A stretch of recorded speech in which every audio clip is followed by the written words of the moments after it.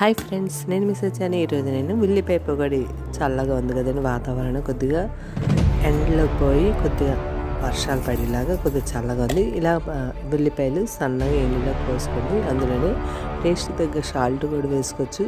ఉప్పు, పసుపు, అదే సాల్ట్, పసుపు, కరివేపాకు, వాము ఇలా నలిపేసి వేసుకోండి.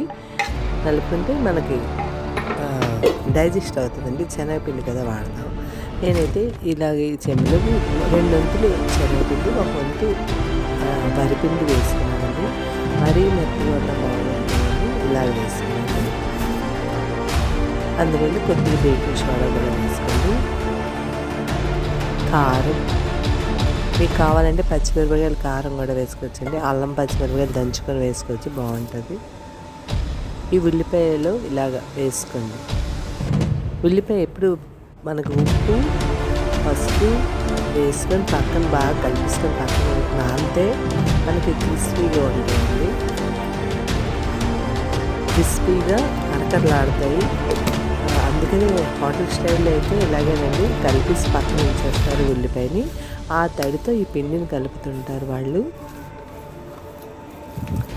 ఇది బాగా మెత్తగా, మనకి మెత్తటి పొగడ్లు కావాలంటే జారుగా చేసుకొచ్చండి.